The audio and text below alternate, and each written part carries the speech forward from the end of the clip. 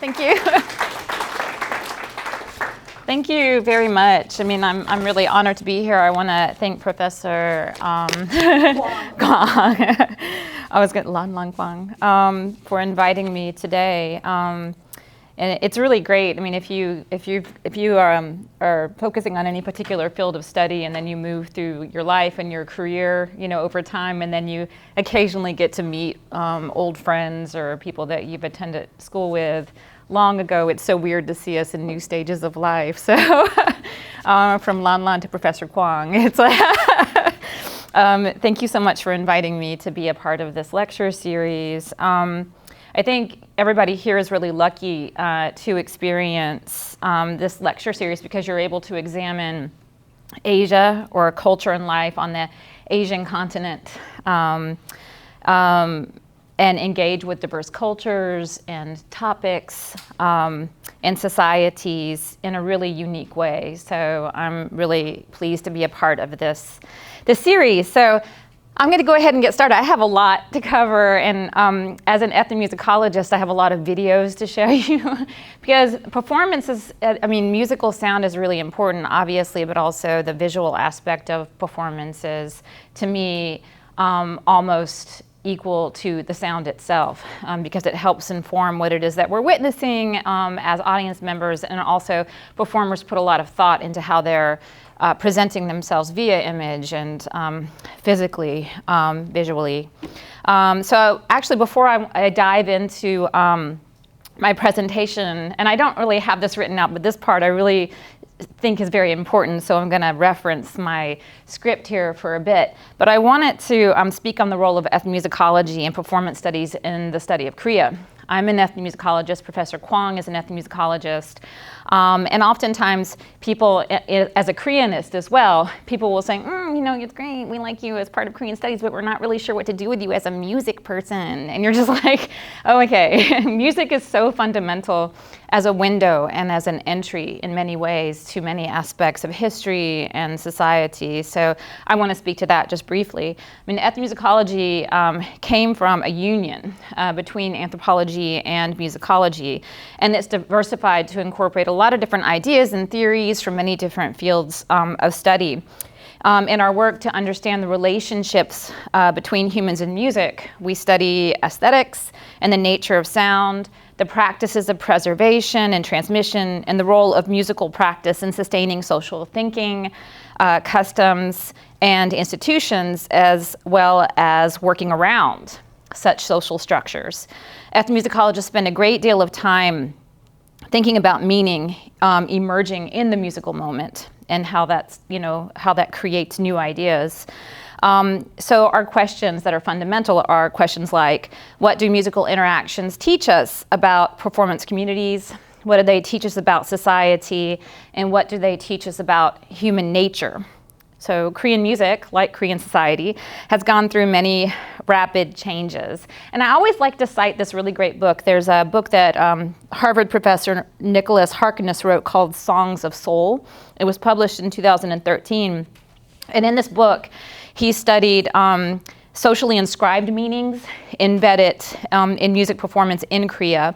So his focus was on conservatory culture in Korea. He actually did his research at my former institution, Seoul National University, in Korea, and he was looking at vocal music performance in that particular institution and the culture around it. So in one anecdote, he's describing an opera singer who was talking about how, she really wanted to embrace folk music and folk tradition, and she starts to sing a folk song, and then she just clasps her throat and then express fear that she's going to ruin her voice if she were to actually continue to sing that folk song. So about Korean society, to understand what we're going to be talking about today and why the performance forms and values and imagery that you're going to see today are really, really important, and why they're very much needed in contemporary Korean society. oftentimes Korean music is equated to the natural, the raw, and I'm talking about heritage music of the court and folk communities.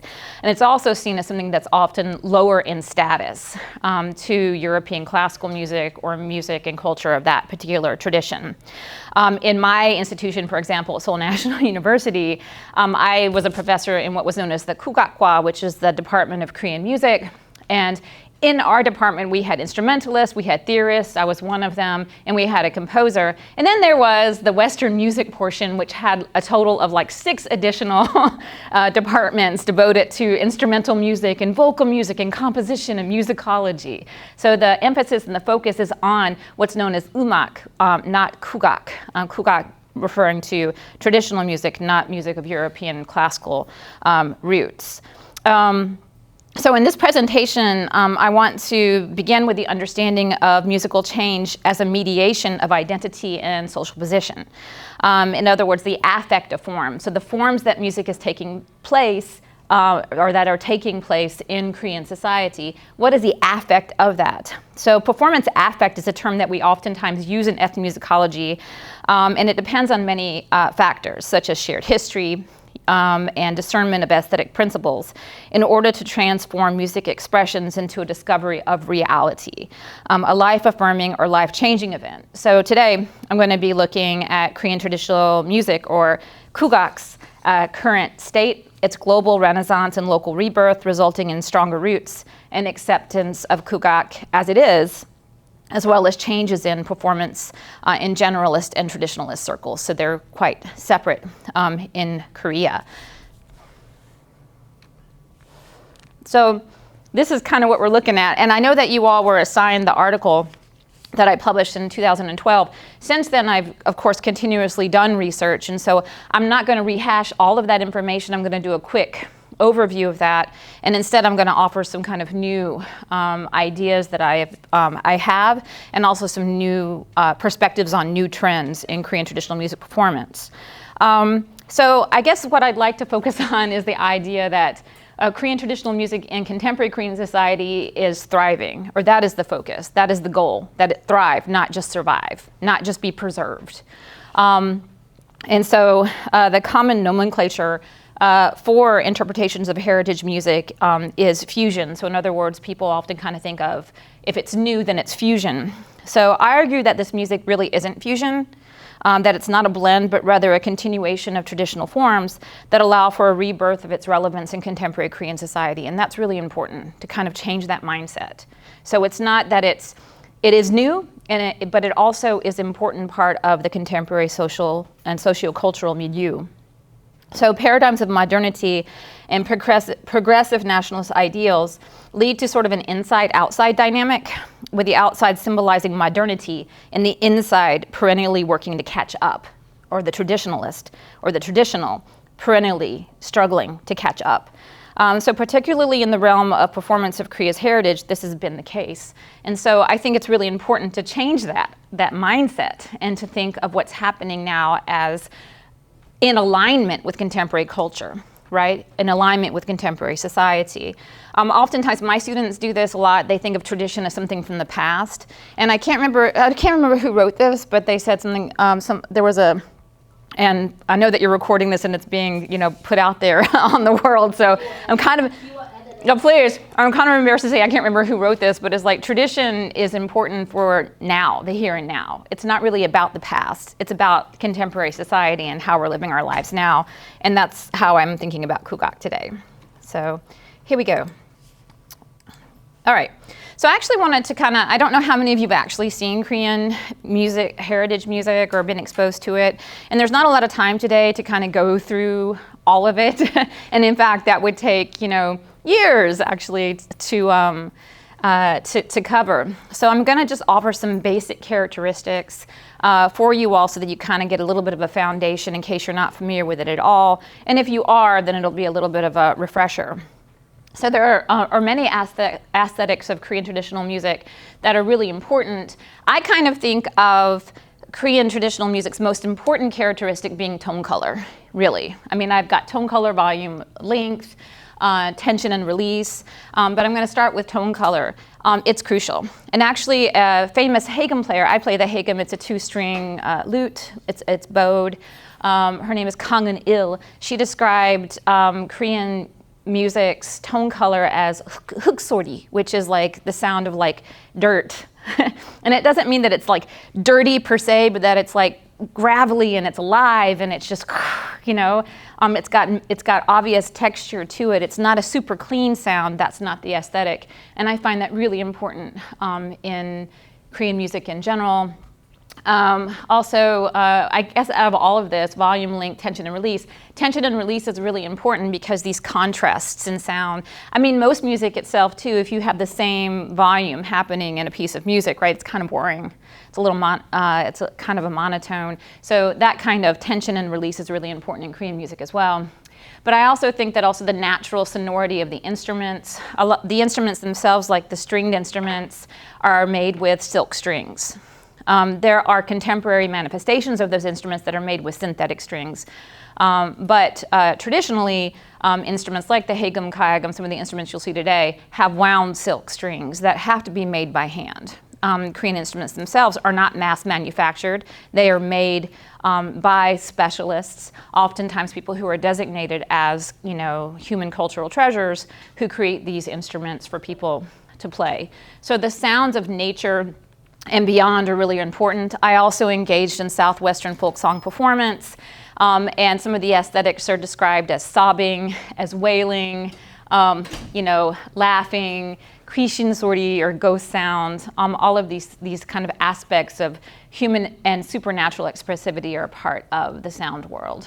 And also, this aspect of it is also important. I never think of emotion as extra musical. People often talk about it as extra musical. I think it's kind of part and parcel of the sound and how you express sound itself. And so there are a lot of words that are used to describe emotion in Korea. Hung is a word, excitement. Han often refers to, and I like to translate it as an unrelinquishable angst and sorrow, something that you just cannot release. But I find Han to be exaggerated. Oftentimes people in Korea focus on Han as an aspect of Korean music because they hear it as sad, because they don't understand it. A lot of people in Korea aren't trained in Korean traditional music and they have no idea what they're listening to, and they just hear it as something that sounds akin to a minor scale. And so that translates to the ears as sad, especially if you're trained in the European musical classical system. So this is oftentimes exaggerated, but I find you can't have Han without Hung, you know, you have to have all of these. Things like Shinnanda, Shinmyeong, all these aspects of music performance are important. I want to show you two kind of different sound worlds. One is more of a court, elite, academic sound. So this is a video of Sujechun, which is a wind instrumental piece. You're going to see some bowed strings in there, ajang and hagum. Those are actually classified as wind instruments in the Korean traditional system. So just to show you a little bit about what court music sounds like, or music related to the court, it's very austere, it's very serious, it's very reserved. So let's listen to a little bit of this. Hopefully this will play. Yes, there we go.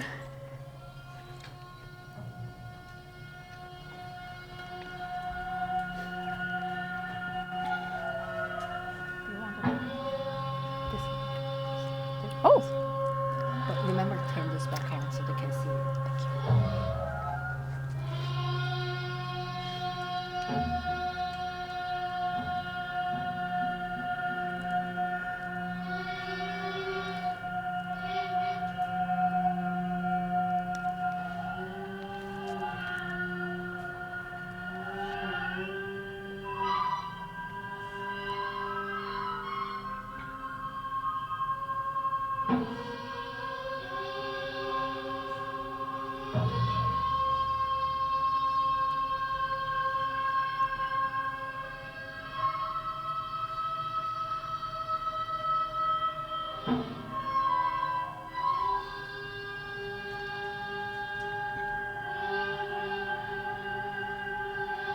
Okay, overall the sound is very serious. It's very calm in many ways, and very quiet in its own way. And I wanted to choose something that was just so polar opposite to that to show you as an example of kind of folk expressivity. I do my research on an island called Chindo, which is off the southwest coast of Korea. That's where my newest research is focused. And so these are some people that I know from that island, and he's performing actually, or they together are performing Yukjabegi, which is 6-beat song, which is a very important folk song in Korea, but especially on the island of Chindo. So just to kind of get a sense of the expression that's involved in folk performance.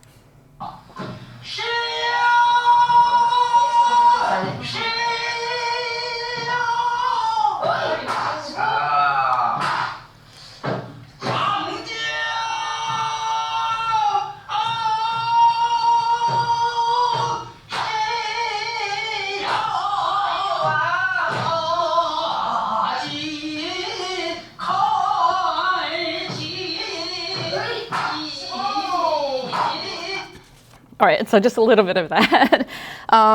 So it's super intense, it's super passionate, full of emotion and expressivity, and there's also a really important aspect of engagement there. So you had Han Nam-ye playing the drum, and then you had also a gentleman to the right adding expressions like "urushigu" or "chota," those kinds of words he was using are ways of supporting the performance, and it's a very important aspect of folk performance in Korea. So I want to talk a little bit about the changing capital, and of course the article that you read for today discusses a little bit of that history, so we're going to do a tiny bit of review here.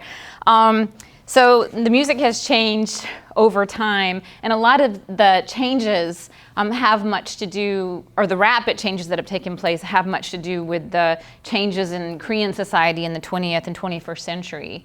So I'm identifying some of these here on this slide. One of these is a preservation mindset. So Korean music and music all over the world has always been changing. One of the falsehoods of the concept of tradition is that it doesn't change or that it shouldn't change. And that's an absolute lie. It has to change, otherwise it's gonna die.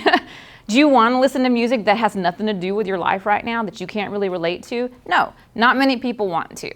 And you can find meaning in any kind of sound or musical form at the same time. For the vast majority of members of society to really engage in a cultural form of expression, they really have to find some sort of relationship with it. So it's got to change. It has to change over time. Otherwise, it's going to die. However, beginning with the Japanese occupation of the Korean peninsula, there was a focus.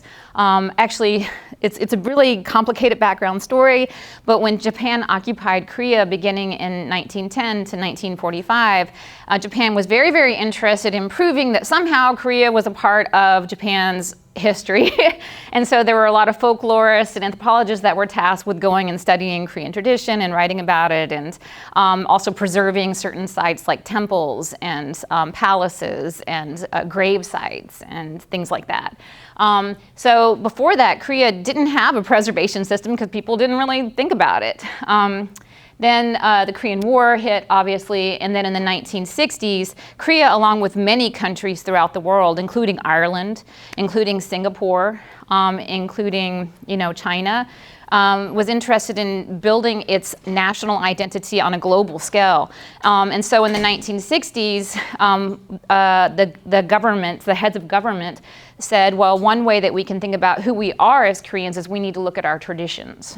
And so it was at that point in time that an intangible cultural heritage system was developed in Korea in order to preserve these traditions that were dying in contemporary society, and to keep them going and to sustain them for the future.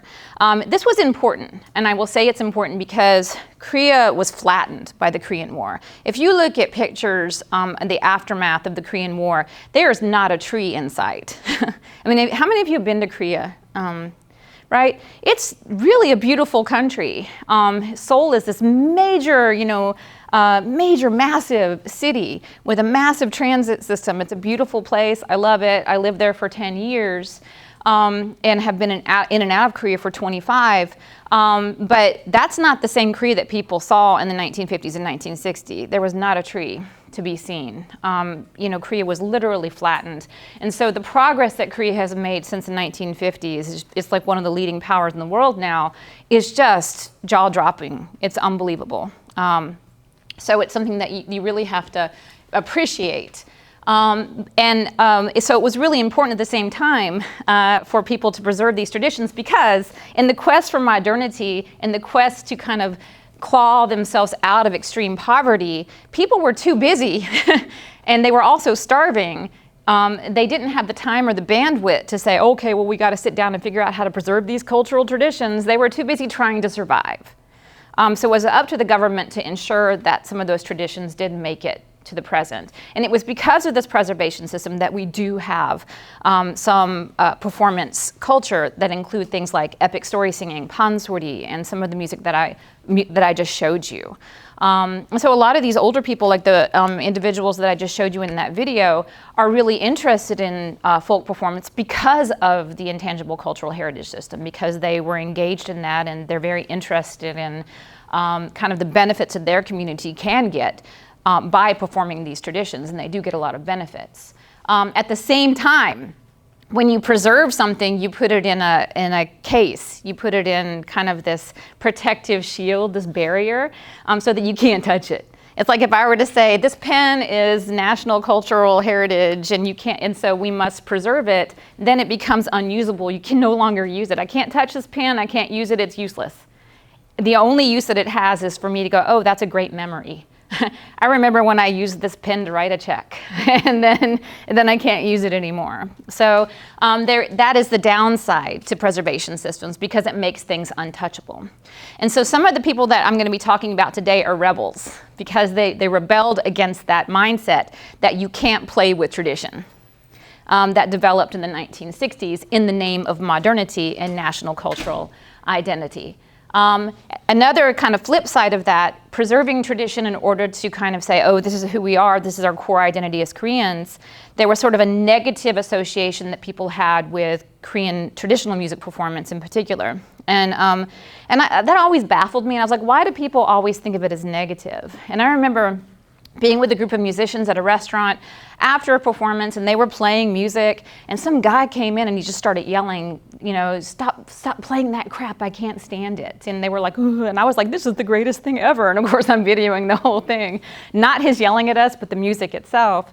A lot of people think of it as negative because they associate it with superstition, with something that's kind of the antithesis to modernity and development, and something that is not the direction that people wanted to go toward in the 1950s and 1960s. Changing capital also due to education. Korea didn't have a universal education system ever. The Japanese colonial government introduced that, actually. And it was up until the 6th grade that education was compulsory, and music was a compulsory part of that education. And it wasn't until 1953 that Korea had its very first national curriculum, and music was also a compulsory part of that. The big issue is that music that was being taught was, do, re, mi, fa, sol, la, ti, do, right? And those aren't the pitches in Korean traditional music. So this music that was based on Christian hymns and also on, European classical music or music of those particular roots, that was being taught and emphasized, and children were not learning Korean traditional music at all. And I will say that Korean traditional music was always specialized in Korea, okay? Not everybody performed professionally.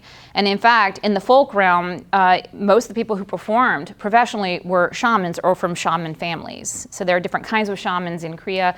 One kind of shaman is a hereditary shaman. And so if you're part of a family of hereditary shamans, you learn performance and you perform these big, massive rituals for communities. And so those were the performers.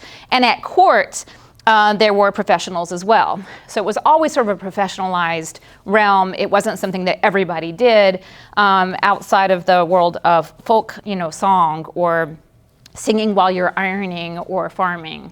But it became increasingly exclusive, increasingly specialized during the 20th century.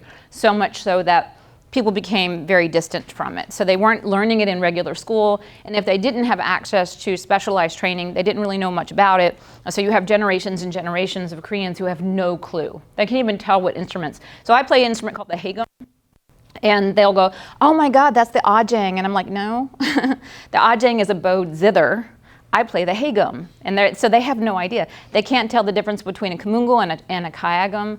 So that's starting to change a little bit over time. I see that there's a greater awareness developing amongst the general populace, but it has become a persistent problem because of education and many other aspects. So I actually want to kind of deep dive a little bit into popularization and globalization because that's kind of what the article was about that you read. And so I'm going to go ahead and go into that just briefly as part of the background.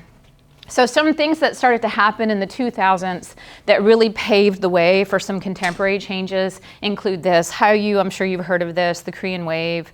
It was a big deal in Korea because it actually saved Korea's contemporary, economy. So in the 1990s, Korea's economy collapsed. There was a rapid modernity, rapid development, but bad things started to happen in the late 1980s, early 1990s, like department stores collapsing and bridges collapsing. So there was literally a shaky infrastructure for the building that Korea had been doing, but also a very shaky infrastructure in terms of the economy and the government itself. But one thing I found really incredible about what happened in the 1990s, and I was in Korea in the aftermath of the IMF crisis, which is what Koreans refer to it as, is that people kind of band it together. People work the same amount of hours for less pay. For babies' first birthday parties, you get gold rings, and you also get gold chopsticks and spoons. People were standing in line to get those melted down and contribute to the government so that Korea could build itself up again. A lot of people were sacrificing to ensure that Korea could overcome this. And another thing that happened was the government started to take notice at this time that there was a lot of interest in Korean popular culture outside of Korea. So there were some dramas that were emerging at that time, and people in Japan and India and mainland China and Hong Kong were really, really interested in these dramas, and there started to be a fan base develop. And so the Korean government sort of latched onto this, and a name for this developed. And actually this name was created by, I can't remember, but it wasn't a Korean journalist. I think it was a Chinese journalist, I believe, or a journalist from Hong Kong, who called it Hallyu, which is the Korean Wave. And so this kind of created a shift in regional power dynamics. A lot of people were talking about soft culture and about how important the exportation of music and dramas and movies was becoming to regional dynamics, but it was also a very important part of rebuilding Korea's economy. So tours started to develop where people could come and actually see the site where they filmed a particular drama. And so there was kind of a development of a new idea about what tradition is and what it could be. When I started to do my research in Korea in 1998, there were a lot of Korean music specialists who were very critical of new developments in Korean traditional music. They would say that's not kugak, or that's not Korean traditional music. They're really snotty about it and just dismissed it. Flash forward to like 2003, 2004, 2005, when I made subsequent trips back to Korea, people were saying, oh my God, tradition is fluid. Tradition is about new and old coming together, so there was this very different perspective developing, and I think a lot of it had to do with people were seeing the benefits of kind of adjusting this mindset about what was acceptable as a representative of Korean tradition and what wasn't. All right, so I want to talk about, actually in today's class, I want to talk about these 5 kind of spheres, I suppose, of changes, and it helps us to understand how Korean traditional music and its performance culture and the people in it have changed through time. So these are the 5 kind of, spheres that I want to look at. Global reach. The retirement of teachers, very important, the changing the guard, so to speak. Curriculum changes, an outside-inside external validation mindset, and the popular music industry, which has been really impactful. So I want to start with this buzzword, globalization. beginning in the early 2000s, there was kind of a change, again, as I'd mentioned before, in the kukak paradigm, what was considered real Korean traditional music and what wasn't. And there started to be an industrialization of Korean traditional music. And actually in the article I talk about this a lot, and I actually focus on Michi, this group. They're no longer really a group anymore. I think there are a couple of members still performing like K-pop covers on YouTube or something like that from that group. But the government became involved in creating the future stars of Korean music, and they were pouring so much money into it. In fact, when I first moved to Korea in 2009, I had a friend who was working at the Ministry of Culture, and she was really interested in my opinion on this particular group. She was like, "What do you think?" You know, and I was like, I didn't really care for it because it felt so manufactured, but that was just my opinion. And I kind of was like, well, let's wait and see how this does. Internally in Korea, they weren't successful at all. And I think, as I wrote in the article, the impetus or the kind of inspiration for creating this group was the 12 girls band from China. Korea wanted to have like the Korean answer to that and use this group to spread Korean music throughout the world. They weren't the first group that the Korean government created. Surya was another group that they created that didn't do well. But they wanted to use these strategies, right? They wanted to package kukak as a thing, as something important that could appeal to people outside of Korea. So it was a very outward focus, focusing on things that were kind of a K-pop model, beauty, physicality of the performers and the age of performers, and also really kind of figuring out a way to globalize Korean music. So there were also CDs and recordings that were made, like Into the Light series, that were specifically created to export to other places and to provide to music promoters outside of Korea. So just to give you a glimpse of Michi, I wanted to show you a little bit of their performance on a Korean pop music show.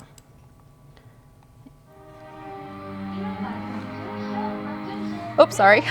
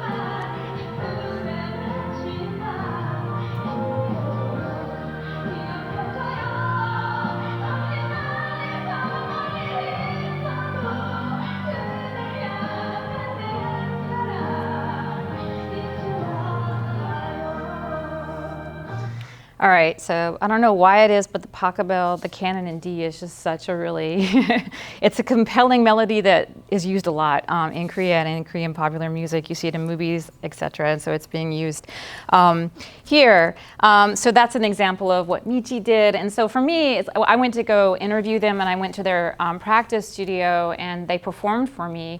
And they performed to a soundtrack. And one of the issues that I have with something like this is it's really all about the visuality. You see the instruments, you can't really hear them. You can kind of hear them. You mostly hear the string orchestra that's backing them up. So it's almost like decoration as opposed to really the meat and potatoes of what it is that they're doing. And I think a lot of people know that. People aren't stupid. They're like, yeah, but it's not really changing kukak, is it? It's just using kukak instruments to play a Western melody.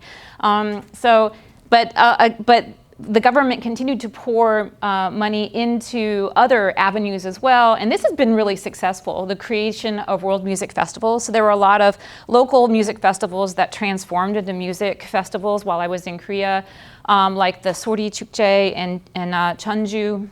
the Jeonju International Sortie Festival. That's become massive, and people from Songlines Magazine, artists from all over the world, people performing fado and flamenco and other genres are performing there. So it's a fantastically successful festival that's really brought a lot of attention to Korean artists. And one of the most impactful aspects of these festivals are these kinds of things. Master classes, workshops, but also showcases. Showcases are really, really important for artists. And so this is where you have people who are promoters, people who put on world music festivals, and they come and they get a sampling of what these artists can provide. And then they have exhibit spaces where the promoters can walk around, and then they have like a spec sheet that you see, like how many artists would travel, you know, what are their requirements, etc. So it's a way of kind of selling what they do to the world music marketplace. So these have been important shifts. I think the world music marketplace coming to Korea has been important. Another fundamental shift has been a change in the teachers. So people in the world of Korean traditional music are incredibly conservative, especially the older generation. And there's a reason for that, because they have felt for so long they had to protect something. They had to protect it from being changed or from dying. And so there's a great sense of kind of protectiveness that's kind of dysfunctional and slightly toxic in the world of Korean traditional music. But now that these teachers are retiring, and they started to retire in the late 1990s, early 2000s, you have this younger generation popping up. And these are people my age. I consider them younger, but you know, it's people who are in their 40s, 50s, early 60s, who are now becoming the senior performers in the world of Korean traditional music, and they are the influencers. These are the same people in the 1990s, like Kang In-il. I think I wrote about her, saying she really wanted to play pop songs on her haegum, but her teachers were like, stop doing that, you know. So these are the same people who are now the teachers, who are now the influencers. So they've broken a mold from the standard repertoire. In the 1990s, there was a movement called free music, where people just sat and literally just improv'd whatever. There was no structure to it. And so I'm going to show you a video of Ho Yoon-jung, who was a part of that movement.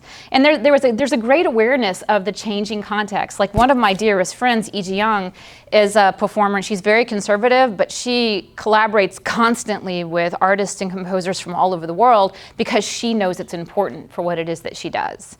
So I think it's sort of this idea that this is what we have to do in order to sustain Korean music and to grow it. So there's more of a supportive kind of foundation for going in new directions. So here's an example of some of these new senior performers. This is Ho Yoon-jung, who leads a group called Black String, just to show you a little bit about what she's doing.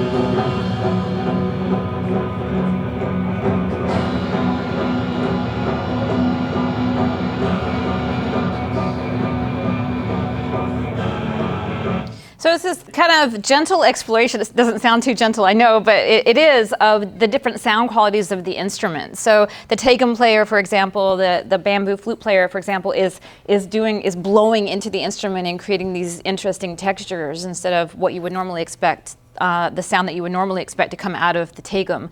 Another example is Won-il with his group Paramgot.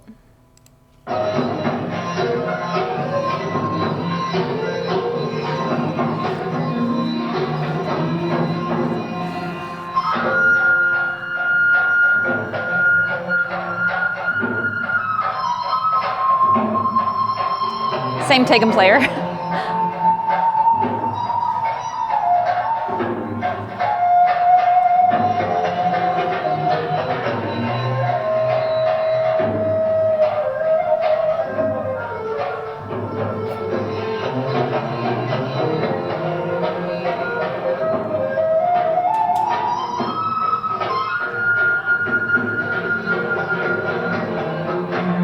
So this is a really intriguing group.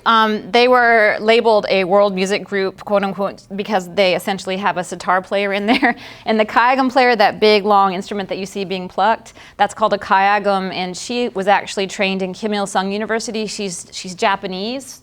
But she's of North Korean heritage. So the group together was one of the first groups that was labeled kind of a world music performance group, mostly because of the identities of the performers and the instruments. Won-il and Ho Yoon-jung, the two people you saw in these videos, were fundamental in creating what was known as the 21st Century Music Project, which became a very important competition, kind of challenging young musicians to come together, create groups, and compete. And if they win the competition, then they get, you know, they get to tour and they get support for recording. So it's a way of nurturing interest in doing these kinds of projects. And this is drawing on the changing of the guards or these teachers, because these teachers are now the professors at these universities. Won-il was at University of the Arts, and Ho Yoon-jung is now currently at Seoul National University. And when I was there, we reworked the curriculum. So the curriculum was focused on all the genres that were preserved under the intangible heritage system, because that's compulsory. You have to know how to play all of those. And so that hasn't gone away, but what has been added is a focus on improvisation. So what's really important to note is that Korean music has always been improvisational, but that stopped with the heritage system, with the preservation system. And so they would all bemoan when I was there, oh, the students don't know how to improv. They have no idea how to play Korean traditional scales. And I'm like, no wonder, because to enter the university, to enter the School of the Arts for high school and middle school, you do ear training on the piano. So it's no wonder these students have no idea how to sound notes that are part of the Korean pitch system, because of the way that they're trained and what's required of them. So there's sort of this revisionist movement happening, and it's happening in the curriculum, where they're going back to this kind of different types of training of the ears, but also training students to be creative contributors to the world of Korean music. This is a student that I worked with, and that Ho Yoon-jung, he's actually the one who was playing in black string.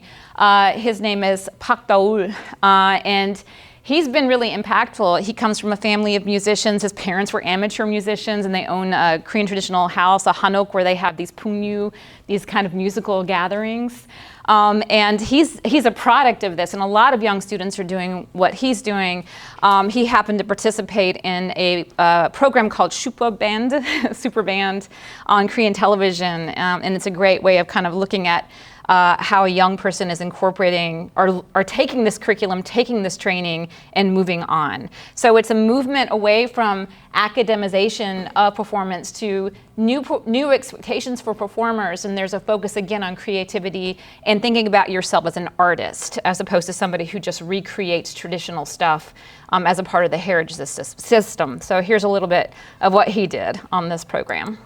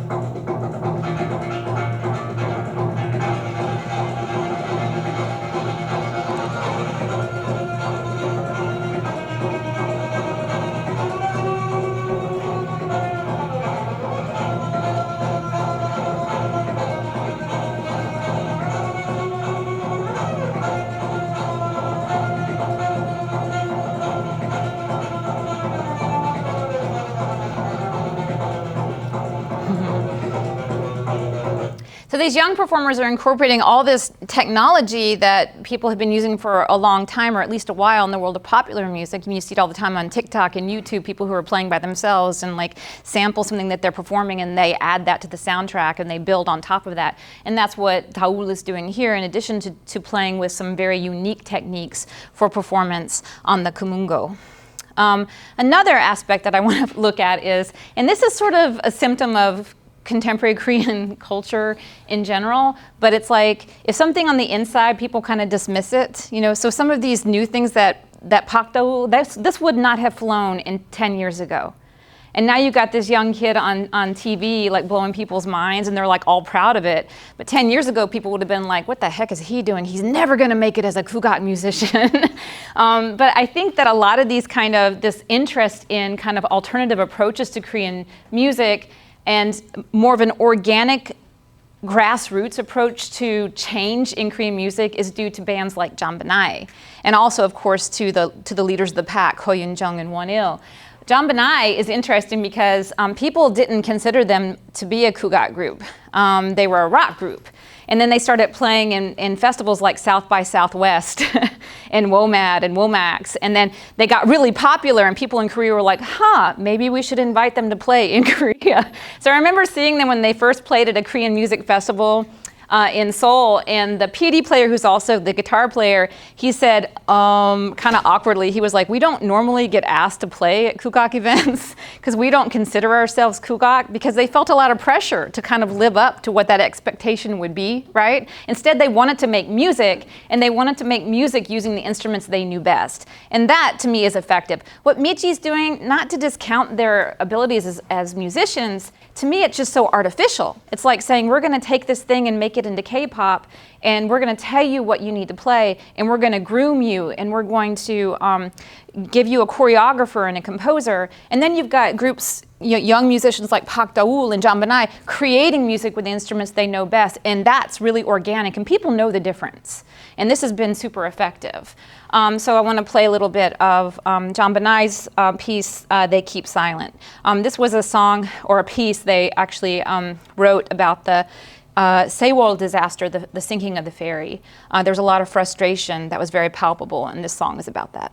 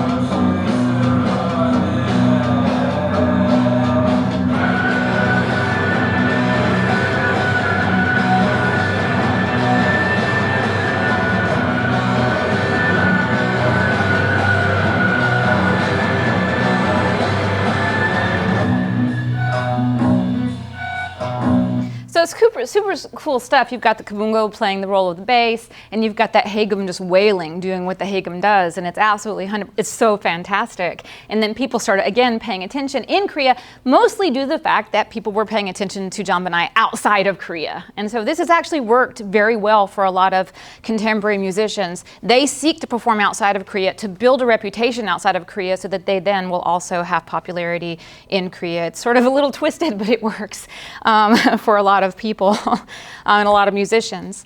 Now I want to talk about the role of popular music and how this kind of started. And I think I referred to it a little bit in the article that you guys read, but I can't say enough that kind of the grassroots movement among musicians to survive and to do their own music has really been impactful. It's not the government-led, the top-down, but more of the grassroots that has been really impactful. And a lot of this had to do with another change in Korean music society, the lack of jobs.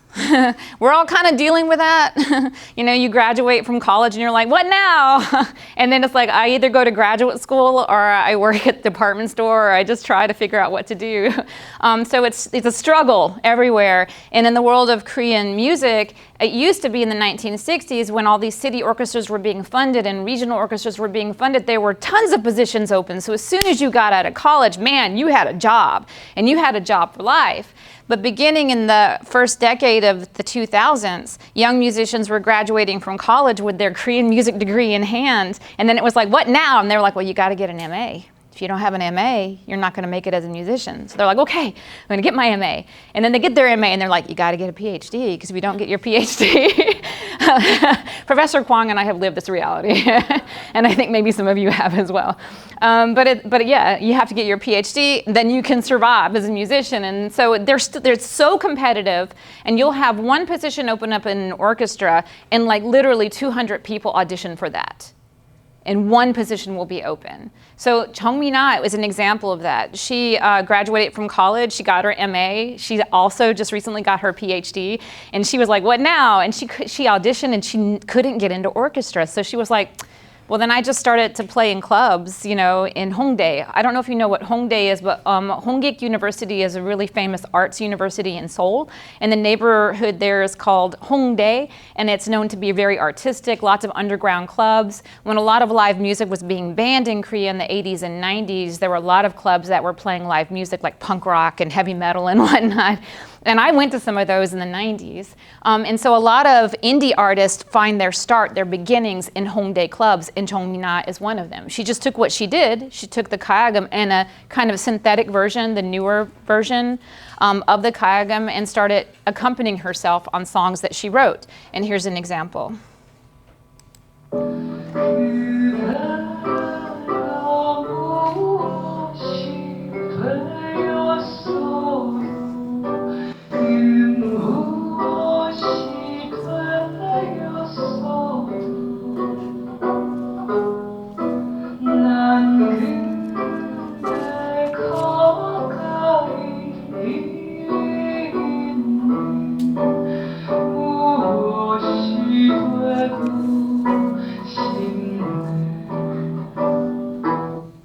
So a great example. Another example is, what is this video? Okay.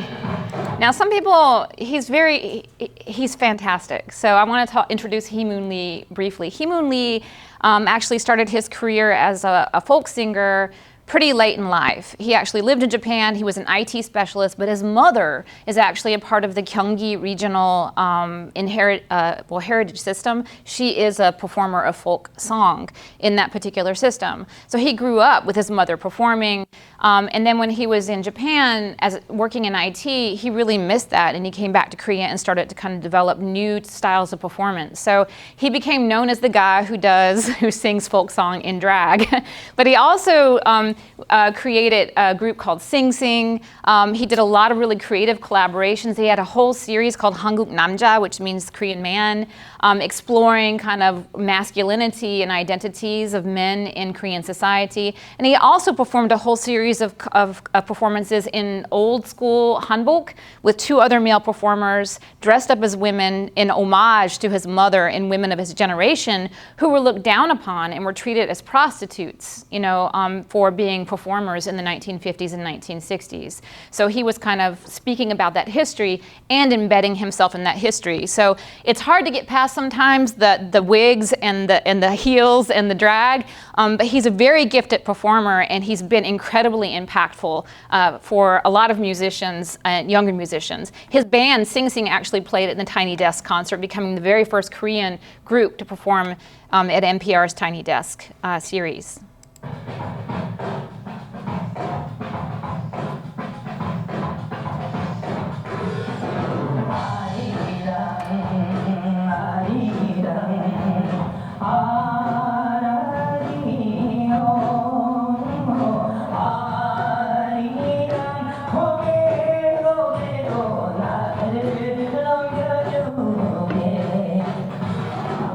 Okay, so just a little snippet of what it is that Hee Moon Lee does. And again, he's always reinventing himself. He's always doing different things. So the impact of the popular music industry cannot be understated. This is why we have groups like Miji, right? So the Korean government is kind of like, K-pop's popular, Kugak's cool, let's try to make something from both of them. But again, that top-down approach doesn't necessarily work, and it's not until you have artists like Jung Mi-na and Hee Moon Lee that you have more of an organic creativity happening. So there have been some really important players in developing more of a global presence for Korean music. I want to first, on the left-hand side, I want to talk about some important collaborations. So it's been really important for Kugak musicians to work with people in the popular music industry. And one of these people has been Jang Young-yu, who's a film composer. He actually composed the music for Train to Busan, Busanhaeng, and The Wailing. He worked with Hee Moon Lee and Sing Sing. They developed that group together. And he's one of two bassists for Lee Na-chi, which I'll show you here in a minute. And so he talks about, like, how do we kind of create a marketplace for Korean music, oftentimes in interviews. And so he's been a really important advocate and a protagonist in this global kind of quest for Korean traditional music. Lee Na-chi is a band that I want to show you. This particular group is named after a very famous pansori singer. Pansori is epic narrative. It's like tales that are sung, and you know, they can go on for a really long time. Their very first project was a album that was titled Sugunga, which is the name of a very famous story in pansori, which is about, you know, a sea turtle that goes to land to find the liver of a rabbit so that he can save the life of the underwater king, or the emperor. It's a very classic tale, and so that album is kind of a recording of their new take on that particular performance. So here's Lee Na-chi.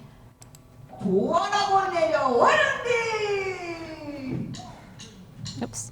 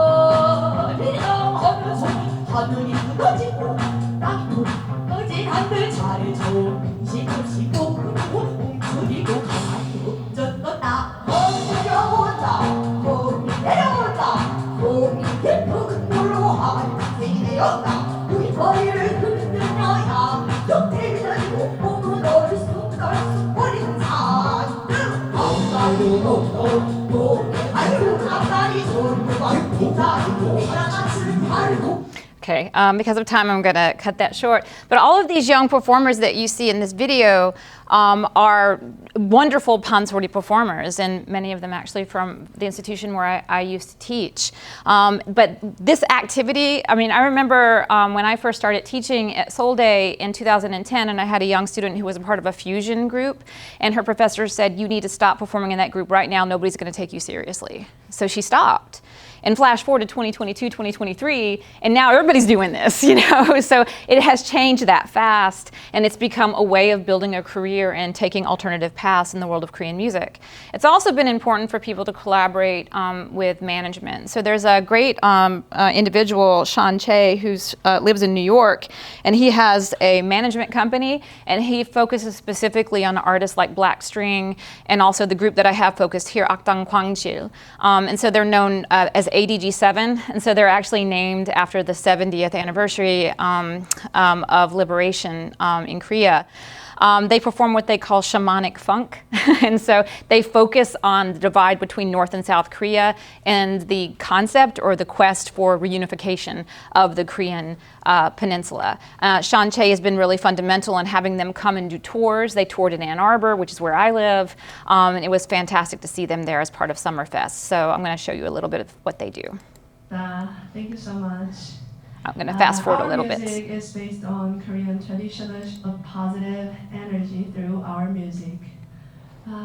Thank you so much. We are ADG7 and our last song is Noja Noja. It means let's have some fun. Yes, regardless age, gender, nationality, we dedicate this song for everyone together in this moment. Thank you so much. 악단방치였습니다.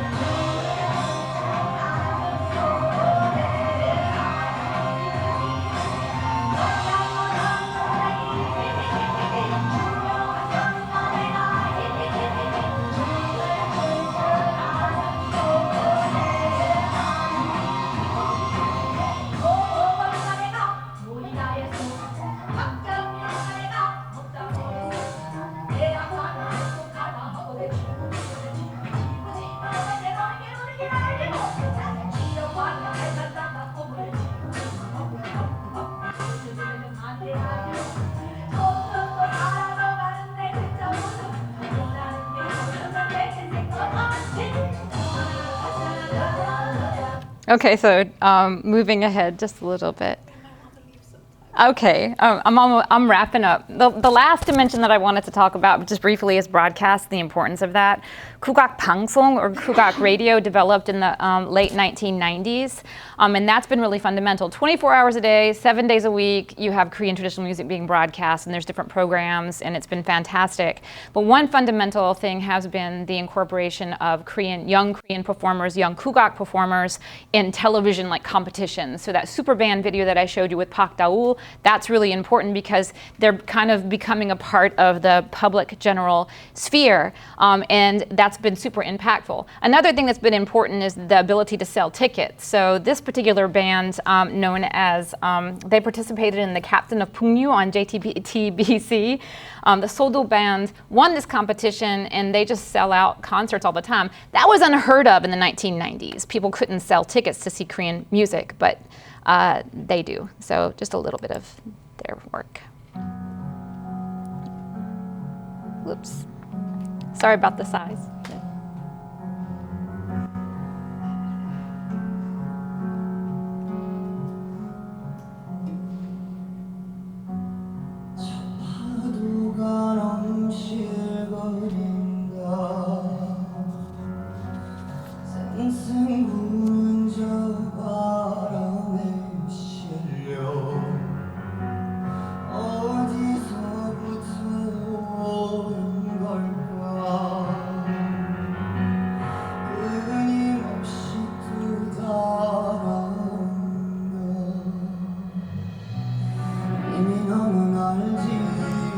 So for time, I'm going to just do one more slide. Yeah, so to wrap it up. I think it's important to note that it's always changing and developing, and I think Korean traditional music in these new forms and in also more of the conventional forms of heritage performance, it's constantly on the quest for relevance in Korean contemporary society, for recognition, for an increase in status, and I really think that it's kind of reaching that. It's also on the quest for an audience, and world dominance is sort of cheeky there, but it's kind of true in many ways. And I want to also end today by letting you guys know about an event that I'm actually planning at University of Michigan This week we're having a 2-day conference, and it's actually going to be, you can register for it. I'll send the link to Professor Kwong so that you can actually register for it online if you want to. And we're going to have a series of artist talks, artists who are collaborating with jazz musicians and composers and doing kind of new collaborations and takes on Korean music, which is why the title is Creative and Transformative Spirit of Korean Music, how it's transforming but also being sustained through time. And then we also have a concert that we're broadcasting live. We're streaming it live on Friday from 7 to 8:30 p.m. Eastern Standard Time.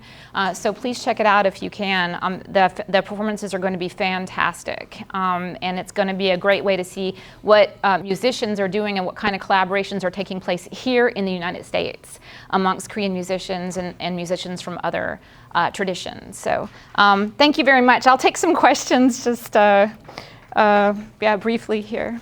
Thank you. You said about the people having PhDs in Korea, but are not able to find work. I actually was a music major, and that's actually the sole reason I changed it, because all of my peers at the time said it was virtually impossible to get any sort of work that was not a teaching gig. And I see that like a bunch of the artists over there, they're going back further into deeper roots, and they're finding like unique perspectives. Do you think there's something like that in America, where artists that have degrees but they can't exactly find work, but they'll... Jen Shu, who's performing on, not to kind of market this, but you might want to check it out. She's her mother is from East Timor, father from Taiwan. She studied in Korea. That's how I met her, learning pansori and also kayagum. And she kind of struggled a little bit. She has a degree in vocal performance from Stanford, and just like, and it wasn't until she started composing her own music and collaborating kind of cross-culturally that she started to kind of get grants. And so for a lot of performers, it's getting grants, that allows you to kind of continue doing what it is that you're doing. I mean, it is a struggle, and I think just like in Korea, in the United States, people have to think creatively, like, how can I make this work? How can I do this full time? And for certain performers like Jen Shu, it's getting grants and securing and creating projects and getting those funded so that you can afford to do it full time. So it is a challenge, I know. Thank you. Yeah. I'm sure, as we all know, how saturated the K-pop industry is today and how globalized it is.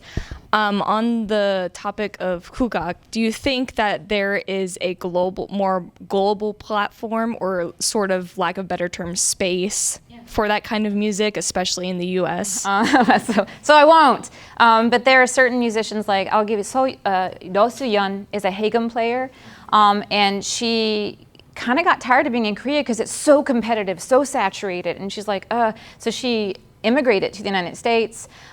She's working on a composition degree at Princeton right now. But one thing that she started doing is composing her own music, like what she wanted to perform on the Hagum. And she literally, the Cronus Quartet in San Francisco, they're really famous. So she literally goes to their headquarters and is like, hi, I'm so young. I like wrote a piece for you. Can you perform it? And they loved it, and they performed. It's actually on one of their recordings. And she's collaborated with them several times since then. So she's just really good at marketing herself and going out there. So in the United States, you have those kinds of performers. You also have, there are a lot of, there's a Pansori collective in Washington, D.C., and there's also a Samonori group. Sebastian Wong, who's actually a part of this event, he runs that Samonori community in Washington, D.C., so it's D.C. Samonori. And so there is a place for it. And it used to be, 20, 30 years ago, it was tied in with the Korean community, like Korean identity. And over the past decade or so, I've started to see it kind of branch out. So, I used to show up to like Pungmonori classes at a community center in Berkeley, and people would look at me like, why are you here? Because I wasn't Korean. But these days, I think there's sort of an interest in it outside of the Korean community, and also there's an interest in collaborating with people on Korean music, in Korean music, with people who aren't necessarily of Korean heritage. So there's a lot more of an openness and more of an interchange and kind of a cross-cultural collaborative spirit these days that allows for that to really kind of grow and develop. So I think it also helps because I used to run these workshops for music promoters in Korea, and I would do these kind of introduction to Korean music seminars, and they would go, is that shamanistic? Like they were only interested in stuff that seemed spiritual and exotic. And I was like, not everything is shamanistic in Korean music, you know? It's important to folk tradition, but it's not everything. So trying to kind of dispel from people who aren't familiar with it, that need to make it exotic. That was really a lot of work that I had to do to get people to stop doing that. Because I'm like, it's music. And you got to appreciate it for what it is rather than trying to make it something mystical and spiritual to make it meaningful for you. So that was also a struggle, I will say, from the outside. Yeah. Yeah. So for the spread of like gugak around like trying to make it more like well known and stuff, like I know a K-pop group, they're called Kingdom. They did a play on the song Arirang. And so would you classify like modern day like K-pop interpretations of these traditional songs as like a form of modern gugak or like the spread of it? Or like, do you think it's beneficial towards gugak or? You know what I'm saying? But I do love it. Like, remember Suga's Tejita? That was so great because people are going, what is Tejita? They're seeing Suga do this song, and then they're going and they're searching for the traditional performance of that, and they're like, how many? And then somebody actually commented on YouTube, how many of you are here because you saw Suga's video? And they're like, me, you know. So I find that it's an important window, it's an important entry into greater interest in Korean language, in Korean culture, in Korean music. And I find K-pop very fundamental and important in that way. So I love it. And actually a lot of Korean musicians collaborated with Suga on that. Taepyeongso player, for example. And then of course, Psy's done some work with Kugak musicians. It's always a huge deal. So I think it's really mutually beneficial. Whether or not it's Kugak or not, I'm not going to say, but I do think that K-pop serves a very important function in interest. I can't believe how many young students are interested in K-pop in Korea, or just in Korea, period, because of K-pop. And when I first started doing research in Korea in the 1990s, people didn't even know where Korea was located. I would say, they would say, where are you going? I'm like, Korea. They're like, is that near Vietnam? Because they associated it with war.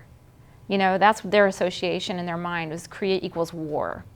You know, and now it's not that way at all.